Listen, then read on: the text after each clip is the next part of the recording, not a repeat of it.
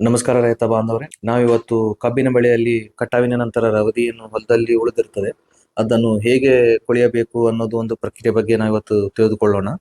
ರೈತ ಬಾಂಧವರೇ, ನಿಮಗೆ ಗೊತ್ತಿರಬಹುದು, ಬಹಳಷ್ಟು ರೈತರು ಕಟಾವಿನ ನಂತರ ರವದಿಯನ್ನು ಕೊಳಿಸಬೇಕಾದ್ರೆ ಏನ್ ಮಾಡ್ತಾರೆ ಅಂದ್ರೆ ಪೂರ್ತಿ ಹೊಲವನ್ನು ಸುಡುವ ಮುಖಾಂತರ ಆ ರವದಿಯನ್ನು ಕೊಳೆಯಲು ಪ್ರಯತ್ನಿಸ್ತಾರೆ.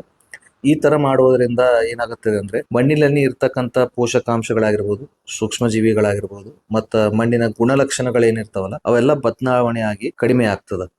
ಹೀಗಾಗಿ ನಾವು ಇದೊಂದು ರವದಿಯನ್ನು ಹೊಲದಲ್ಲಿ ಸುಡ್ತೀವಲ್ಲ, ಇದು ಒಂದು ಪ್ರಕ್ರಿಯೆನ ನಾವು ನಿಂದ್ರಿಸಬೇಕು.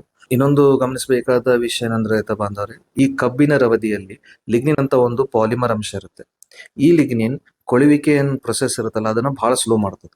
ಸೊ ಈ ತಡವಾದ ಕೊಳುವಿಕೆಯಿಂದಾಗಿ ರೈತರು ಏನ್ ಮಾಡ್ತಾರೆ ಅಂದ್ರೆ ರವದಿಯನ್ನು ಸುಡುವ ಮುಖಾಂತರ ಕೊಳೆಯಲು ಪ್ರಯತ್ನಿಸ್ತಾರೆ. ಈ ಕಾರಣ ಭೂಮಿಗೆ ಬಹಳಷ್ಟು ಹಾನಿ ಆಗ್ತದೆ. ಸೊ ಹಾನಿಯಾಗುವ ಕಾರಣಗಳೇನಂದ್ರೆ, ಮೊದಲನೇದಾಗಿ ಭೂಮಿಯಲ್ಲಿ ಇರ್ತಕ್ಕಂಥ ಸಾವಯವ ಇಂಗಾಲ, ಆರ್ಗ್ಯಾನಿಕ್ ಕಾರ್ಬನ್ ಏನಂತೀವಿ ಕಡಿಮೆ ಆಗ್ತದ. ಮತ್ತೆ ರಸಸಾರ, ಸಾಯಿಲ್ pH ಅಂತ ಹೇಳ್ತೀವಿ, ಅದು ಕೂಡ ಕಡಿಮೆ ಆಗ್ತದ. ಮತ್ತೆ ಎಲೆಕ್ಟ್ರಿಕಲ್ ಕಂಡಕ್ಟಿವಿಟಿ ಅದು ಜಾಸ್ತಿ ಆಗ್ತದ. ಮತ್ತೆ ಮಣ್ಣಿನಲ್ಲಿ ಇರ್ತಕ್ಕಂಥ ಸೂಕ್ಷ್ಮ ಜೀವಿಗಳು ಸಂಖ್ಯೆ ಕಮ್ಮಿ ಆಗ್ತದ. ಮತ್ತೆ ಸೂಕ್ಷ್ಮ ಪೋಷಕಾಂಶಗಳು ಏನ್ ಮಣ್ಣಿನಲ್ಲಿ ಇರ್ತಾವಲ್ಲ ಅವನು ಕೂಡ ಕಡಿಮೆ ಆಗ್ತದ. ಇದರಿಂದ ಕಟಾವಿನ ನಂತರ ರತುನ್ ಕ್ರಾಪ್ ಅಂದ್ರೆ ಎರಡನೇ ಬೆಳೆ ಏನಂತೀವಲ್ಲ ಇದೇನ್ ಬರ್ತದಲ್ಲ ಇದ್ರ ಬೆಳವಣಿಗೆ ನಿಧಾನವಾಗಿರ್ತದ. ಮತ್ತೆ ಇಳುವರಿಯಲ್ಲೂ ಕೂಡ ಇದು ಕಡಿಮೆ ಬರ್ತದ.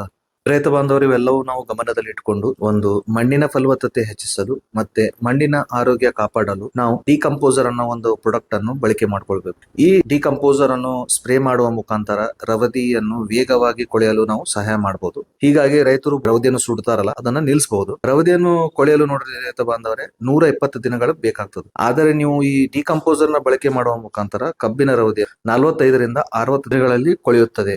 ರೈತ ಬಾಂಧವರೇ, ಈ ಡಿಕಂಪೋಸರ್ ಅನ್ನು ಬಳಸಿದರೆ ಏನೇನು ಪ್ರಯೋಜನಗಳಂದ್ರೆ, ರವದಿ ವೇಗವಾಗಿ ಕೊಳೆಯಲು ಇದು ಸಹಾಯ ಮಾಡುತ್ತದೆ. ಮತ್ತೆ ರವದಿಯನ್ನು ಸ್ಥಳದಲ್ಲೇ ಜೀವಾಮೃತವಾಗಿ ಇದು ಪರಿವರ್ತಿಸ್ತದ. ಮತ್ತೆ ಸಾವಯವ ಇಂಗಾಲ, ಆರ್ಗ್ಯಾನಿಕ್ ಕಾರ್ಬನ್ ಅಂತ ಏನ್ ಹೇಳ್ತೀವಲ್ಲ, ಇದು 0.5% ಕಬ್ಬಿಗಿರ್ಬೇಕು. ಇದು ಒಂದು ವೇಳೆ ಏನೇ ಕಮ್ಮಿ ಇತ್ತಂದ್ರೆ ಇದು ಸೂಕ್ತವಾದ ಪ್ರಮಾಣದಲ್ಲಿ ಇದು ಸರಿಪಡಿಸ್ತದೆ. ಮತ್ತೆ ಮಣ್ಣಿನ ರಸಸಾರ pH ಅಂತ ಹೇಳ್ತೀವಿ, ಕಬ್ಬಿಗೆ 6.5 to 7.5 ಇದರಲ್ಲಿ ಇರಬೇಕು. ಇದು ಒಂದು ವೇಳೆ ಕಡಿಮೆಯಾಗಿದ್ರೆ ಇದನ್ನು ಕೂಡ ಸೂಕ್ತವಾದ ಪ್ರಮಾಣದಲ್ಲಿ ಇದು ಸರಿಪಡಿಸ್ತದೆ. ಮತ್ತೆ ಕಬ್ಬಿನಲ್ಲಿ ಎಲೆಕ್ಟ್ರಿಕಲ್ ಕಂಡಕ್ಟಿವಿಟಿ ಅಂತ ಹೇಳ್ತೀವಿ, ಅಂದ್ರೆ ರೈತರೇನು ಭೂಮಿಯನ್ನು ಸುಡ್ತಾರಲ್ಲ ಸುಡೋ ಮುಖಾಂತರ ಇದು ಜಾಸ್ತಿ ಆಗ್ತದೆ ಪ್ರಮಾಣ. ಸೊ ಕಬ್ಬಿಗೆ 1.0 ಡೆಸಿಸೆಮೆನ್ಸ್ ಪರ್ ಮೀಟರ್ ಗಿಂತ ಕಡಿಮೆನೇ ಇರಬೇಕು.